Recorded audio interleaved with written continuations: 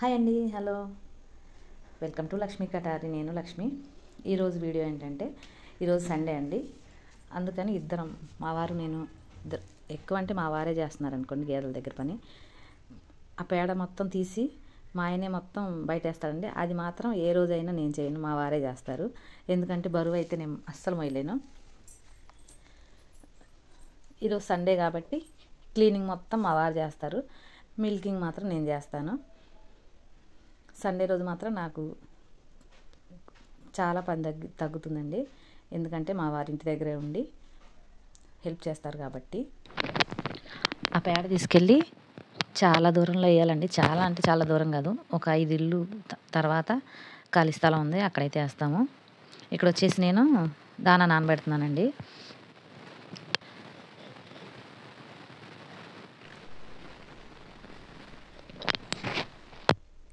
ఇక్కడైతే దానాలోకి నేను పప్పు కడిగిన నీళ్ళు వేసి నానబెడుతున్నాను. ఇంట్లో ఏది కూడా వేస్ట్ చేయమండి. పప్పు కడిగిన నీళ్ళు, కూరగాయలు కోసిన తొక్కలు, మిగిలిన అన్నం అవన్నీ కుడితి తొట్టులోనే వేస్తాము. ఏది కూడా వేస్ట్ అవ్వదు.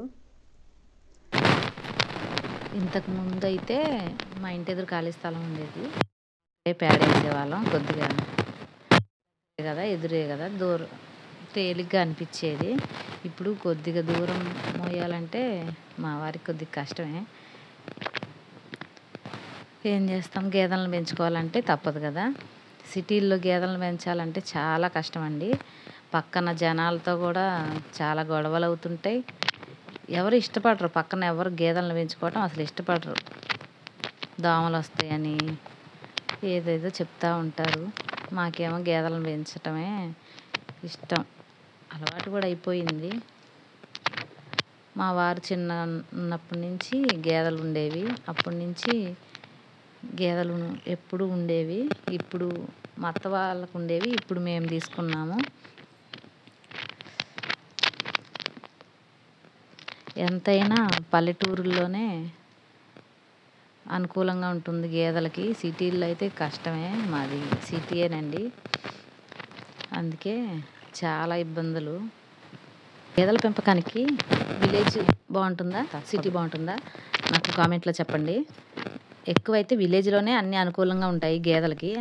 సిటీలు అనేది హాస్పిటల్స్ కూడా ఉండవండి గేదెలకి. హాస్పిటల్స్ ఉండవు. ఏది వచ్చినా కానీ పక్కన ఎక్కడన్నా పల్లెటూరు ఉంటే అక్కడ ఉన్న హాస్పిటల్కి వెళ్ళాలి. చాలా దూరం, గేదెలను తీసుకెళ్ళాలంటే చాలా ఇబ్బంది అవుతుంది. కాకపోతే సిటీలో ఉన్న వాళ్ళం పల్లెటూరులోకి వెళ్ళి అయితే చేయలేం కదా. ఇక్కడ ఉన్న కొద్దిగా స్థలంలోనే, మా ఇల్లు పక్కనే ఉంటుంది, పక్కన ఉన్న కొద్ది ఖాళీ స్థలంలో షెడ్ వేసుకుని గేదెలను అయితే ఇలా పెట్టుకున్నాము. పక్కనే ఎన్ని దోమలు వస్తాయో, చాలా ఇబ్బందులే. సపరేట్గా ఉన్నా బాగుండేది, కాకపోతే మాకు లేదు కాబట్టి మేము అయినా సరే గేదెలను పెంచాలి అన్న ఇదితో పక్కనే ఇలా షెడ్ వేసుకొని ఇలా పెట్టుకున్నాము. గేదెలనే కాదండి, నాకు కోళ్ళు పెంచడం కూడా చాలా ఇష్టం. కాకపోతే మాకు ఇంకా అవకాశమే లేదు పెంచడానికి. కోళ్ళ గూడు కట్టుకోవడానికి కూడా లేదు. ముందు కోళ్ళను పెంచడానికి ట్రై చేస్తాను. ఏదో ఒక అవకాశం చూసుకొని కోళ్ళు పెంచాలని కూడా ఉంది నాకైతే. ఇక్కడ మాకు పాలిచ్చే అది గేదెలు 4 ఉన్నాయి. అంటే ఇప్పుడు 4 ఇవ్వట్లేదులే, కాకపోతే 4 గేదెలు పెద్దగా ఉన్నాయి. ఈ పడ్డ దూడలు 2 ఉన్నాయి. అవి అవతల బయట రోడ్డు వైపు కట్టేసాము. మొత్తం మాకు 6 గేదెలు ఉన్నాయి.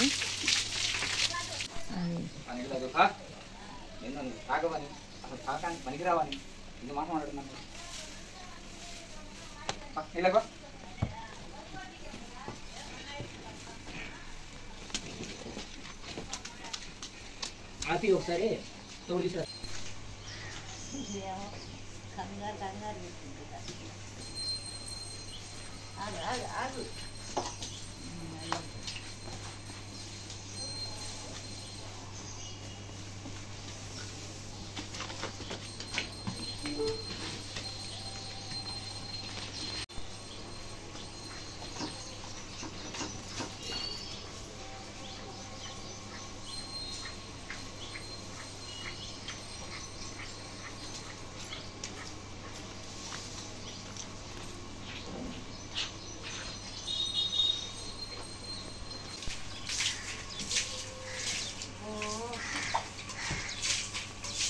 హాయ్ ఫ్రెండ్స్, చూస్తూనే ఉండండి. పక్క బర్రి మా ఆవిడికి ఈగలు కుట్టకూడదని తోక విసురుతూనే ఉండిద్ది.